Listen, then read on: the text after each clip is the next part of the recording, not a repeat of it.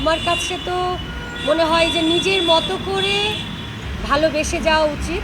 কারো কাছে কোনো মানে চাওয়া পাওয়া না থাকা উচিত এবং নিজের আসলে কি ভালোবাসলে পুড়তে হয় প্রচণ্ড। আমি এত কিছু জানি না, তবে আমি একটা কথাই বলবো যে আমি সবসময় আমার সৃষ্টিকর্তার প্রতি অনেক কৃতজ্ঞতা বোধ করি অলওয়েজ। ইনফ্যাক্ট আমার এটার পাশাপাশি আমি বলবো যে আমার আসলে আমার কিছু নেই। আমার আল্লাহ পাক আমাকে ভোকাল দিয়েছে, আমি সেটাকে চর্চা করি।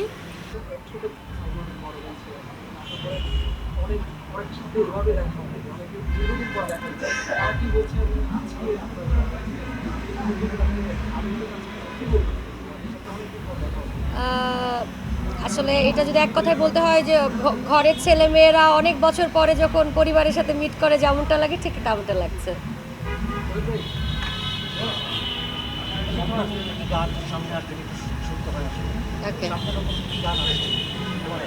সামনে নতুন আসলে আমার অনেকগুলো কাজ, অডিও কাজ চলছে এবং আমি আমার অথেন্টিক পেজ সালমা আক্তারের সবসময় আমার আপডেটগুলো দিতে থাকি। তো কাজ চলছে, স্টেজ তো আমার রেগুলার, যদি আপনারা মানে আমার পেজটাকে যদি দেখেন তাহলে আমি রেগুলার কাজ করছি। দর্শকের ভালোবাসার কারণে কাজ করছে। আসলে দর্শকরা যদি না ডাকে তাহলে তো আসলে কাজ করার অপশন নেই। সো এভরিডে কাজ করছি এবং ভালো আছি, আমি আমার কাজের সঙ্গেই থাকতে চাই। যে আমার ক্যারিয়ার যদি 50 বছরেও পা দেয় সেদিনও কিন্তু সবাই বলবে যে ওই যে আমাদের পুচকি সালমা। তো আমার জন্য এটাই পাওয়া যে আমাকে সবাই স্নেহ করে, আমাকে সবাই ভালোবাসে, আর আমি সবার ভালোবাসা নিয়েই থাকতে চাই এবং আমি সবার ভালোবাসাই যেহেতু আজকে সালমা হয়েছি, সেই ভালোবাসাটা নিয়ে আসলে ওপারেও যেতে চাই, তার আগে যেন কিছু না হয়।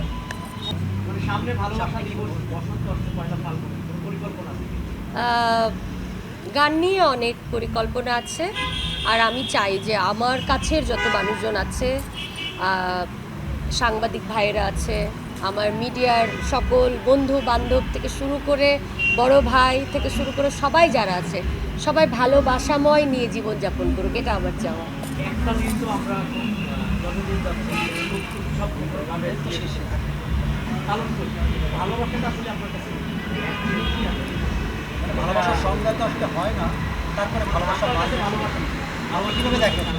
ভালোবাসার সংজ্ঞা আমি কিভাবে দেখি, ভালোবাসা বলতে আমি বুঝি যে অনেকগুলো হয়। আমার কাছে তো মনে হয় যে নিজের মতো করে ভালোবেসে যাওয়া উচিত।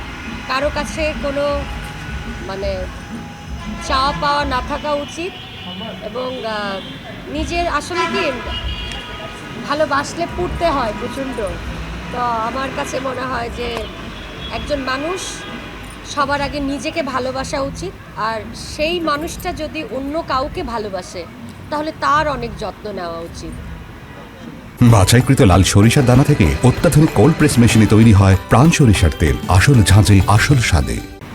বিএনপির সাথে যারা আসে আমরা বেশিরভাগ থেকে একটু হারিয়ে যাই, আবার অনেকে হারায় না, কিন্তু সেই সাথে না হারানো সব কম।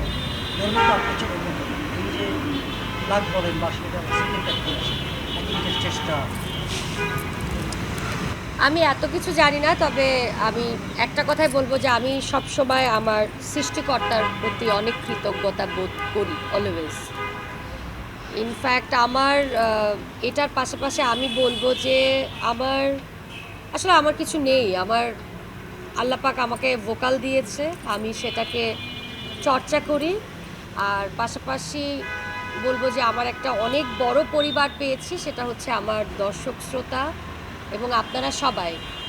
আমার মনে হয় যে জার্নালিস্ট ভাই বোনেরা আমাকে অনেক ভালোবাসে, কারণ আমার মনে হয় যে আমার যে ওই যে শুরুর থেকে তো সবাই তো টাকা খরচ করে ভোট করেছেন, তো ওই ভালোবাসার জায়গাটা আমার মনে হয় আছে, এই জন্য আপনাদের জন্যই হয়তো বা টিকে আছি।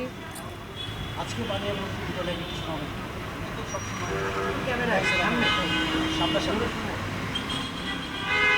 ওমর বানিয়া বন্ধু রে একটা তাহবিজ বানায়া দে, একটা মাদুলি বানায়া দে।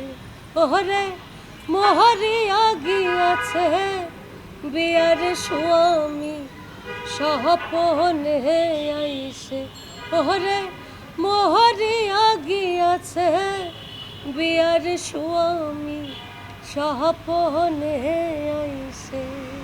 Thank you. গানের রেয়াজে কেমন সময় দেওয়া যায়? এই যে স্কেলে গাওয়া, এটা কিন্তু সব শিল্পী হয়তো কমে, কিন্তু আপনি আসলে কতটা সময় দেন এখনো রেয়াজে? আমি 40 থেকে 50 মিনিট সারগাম মানে ভোকাল ওয়ার্কআউট করি, আর তাছাড়া সারাদিন গুনগুন করে যা ভালো লাগে গাইতে থাকি, নন স্টপ, মানে কোনো টাইম বাধা নেই। Thank you. আর একটু বয়স হয়নি ভাইয়া, প্রাপ্তি অপ্রাপ্তির কথা বলবো, এখন আমি অনেক ছোট মানুষ।